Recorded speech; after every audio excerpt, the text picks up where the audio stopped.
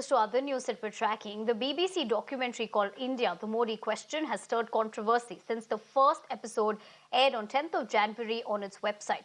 Now, first, the Indian Foreign Ministry spokesperson called it an out portraying propaganda, and now a group of retired judges, bureaucrats and army veterans have taken a strong view on the documentary by signing a joint petition against it.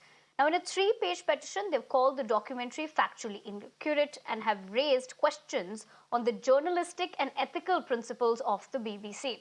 In fact, they've called the documentary a motivated charge sheet against the leader of India and have criticized it for not being a neutral critique.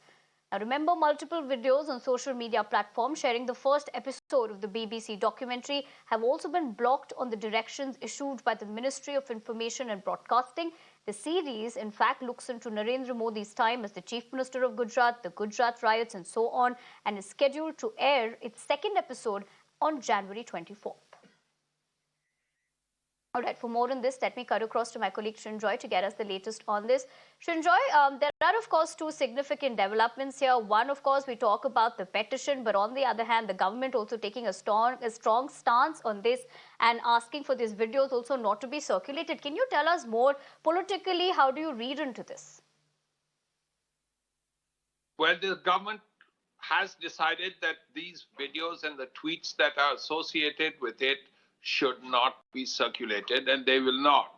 But importantly, these 300 eminent people, judges, as you rightly said, IAS officers, IPS officers, and veterans have spoken out against this. One important point they've made is that if the BBC is so keen to do anything, why doesn't it do anything on the Bengal famine? And this was actually created by the British, and as a result of which 2.5 to 3 million people died in West Bengal, So as a result, this is something that has been taken up by these 300 odd people. They are very upset that such a documentary was made by the BBC. They have said it is unethical and also biased. This is something that a lot of people have agreed upon. The Indian government, as you rightly said, has called it propaganda. And importantly, Sunak, the British Prime Minister, in Parliament, has said he doesn't agree with what the documentary says. Srinjoy, as you also point out reactions, we're also picking up that Baswati Mukherjee, the ex-ambassador of India to the Netherlands, has also stated that the BBC has had a troubled record in dealing with India as it appears to have a colonial mindset with regard to India. Would you be able to tell us more about the statement that has come out as well?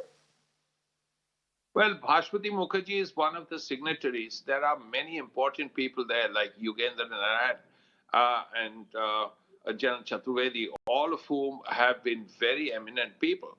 And the point is very clear. The BBC doesn't exactly know. For all the things it has done, they believe that the BBC doesn't exactly know how to deal with India. And regrettably, they feel that the colonial mindset is always there. Now, if that is so, then what else can you say? In fact, this phrase, colonial mindset, was used by the External Affairs Ministry spokesman Arindam Bagchi several days ago. Apart from calling it propaganda, the word colonial mindset was also used.